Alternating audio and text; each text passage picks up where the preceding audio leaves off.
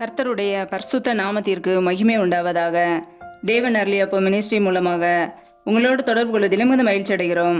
இன்றைக்கும் இந்த நாளிலும் தேவன் நமக்கு கொடுக்கிற வார்த்தை யோவான் எழுதிய சுவிசேஷ பகுதி 3ஆம் அதிகாரம் 20ஆம் வசனம். பொல்லாங்கு செய்கிற எவனும் ஒளியை பகைக்கிறான், தன் கிரியைகள் கண்டிக்கப்படாதபடிக்கு ஒளியினிடத்தில் வராதிருக்கிறான். ஹல்லேலூயா. கிறிஸ்துவுக்குள் பிரியமானவர்களே, பொல்லாங்கு செய்கிற எவனும் ஒளியை பகைக்கிறான். ஆம் பிரியமானவர்களே, யாரெல்லாம் பொல்லாங்கான காரியங்களை செய்கிறார்களோ அவர்கள் ஒளியை பகைக்கிறார்கள்.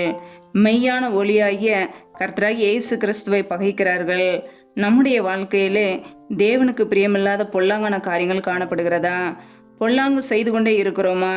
நம்முடைய இருதயத்திலே பொல்லாத சிந்தனைகள், விபச்சார எண்ணங்கள், வேசித்தனங்கள், பொருளாசைகள், களவுகள், பெருமையான காரியங்கள், காம விகாரங்கள், இப்படிப்பட்ட பொல்லாங்கான காரியங்கள் இருக்கிறதா? சற்று யோசித்து பார்ப்போம். இப்படிப்பட்ட பொல்லாங்கான காரியங்கள் இருக்குமென்றால் நம்முடைய உள்ளத்திலிருந்து அது புறப்பட்டு நம்மை கரைப்படுத்தி கொண்டே இருக்கும். கர்த்தருடைய பிள்ளைகள் பொல்லாங்கான காரியங்களை விட்டு விலக வேண்டும். ஏனென்றால் நம் பொல்லாங்கான காரியங்களை செய்யும் போது இயேசு கிறிஸ்துவை பகைக்கிறோம். தன் கிரியைகள் கண்டிக்கப்படாதபடிக்கு ஒளியினிடத்தில் வராதிருக்கிறான் என்று வசனம் சொல்கிறது.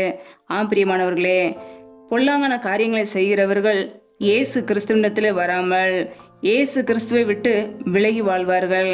இயேசு கிறிஸ்துவை நேசிக்காமல் அவருடைய வார்த்தைக்கு கீழ்ப்படியாமல் பொல்லாங்கான காரியங்களை செய்வார்கள்.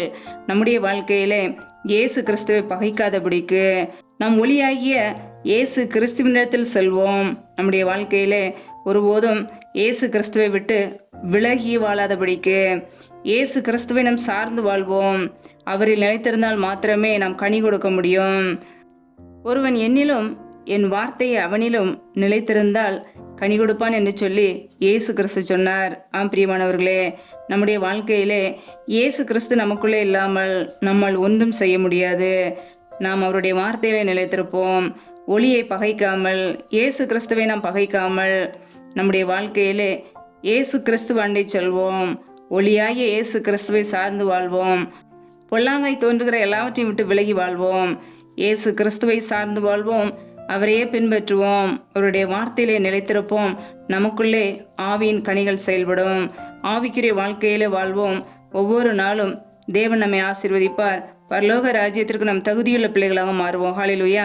கர்த்தருடைய பிள்ளைகள் பொல்லாங்காய் தோன்றுகிற எல்லா காரியங்களையும் விட்டு விலகியே இயேசு கிறிஸ்துவையே சார்ந்து வாழ்வோம். ஹல்லேலூயா. கர்த்தர் தாமே உங்களை ஆசீர்வதிப்பாராக. ஆமென். நம்மை நாமே அவருடைய சமூகத்திலே அர்ப்பணித்து ஜெபிப்போம். எங்களை அதிகமாய் நேசிக்கிற எங்கள் அன்பின் பரலோக தகப்பனை மெய் துதிக்கிறோம், ஸ்தோத்திரிக்கிறோம் அப்பா. இந்த நாளிலும் கூட நம்முடைய வார்த்தைகளோடு எங்களோடு பேசினீரே, அதற்காக உமக்கு ஸ்தோத்திரம். யாரெல்லாம் இணைந்து இந்த வார்த்தைகளை கேட்டு ஜெபிக்கிறார்களோ என் தேவன் அந்த குடும்பத்தை பொறுப்படுத்தி வழி நடத்துவீராக. ஒவ்வொரு குடும்பத்தையும் ஆசீர்வதிப்பீராக. பிள்ளைகள் செய்த தவறுகள், குறைகள், குற்றங்கள் எல்லாவற்றையும் மன்னித்து ஆசீர்வதிங்கப்பா. இப்படி சமூகத்திலே ஒவ்வொரு குடும்பங்களையும் அர்ப்பணிக்கிறோம்.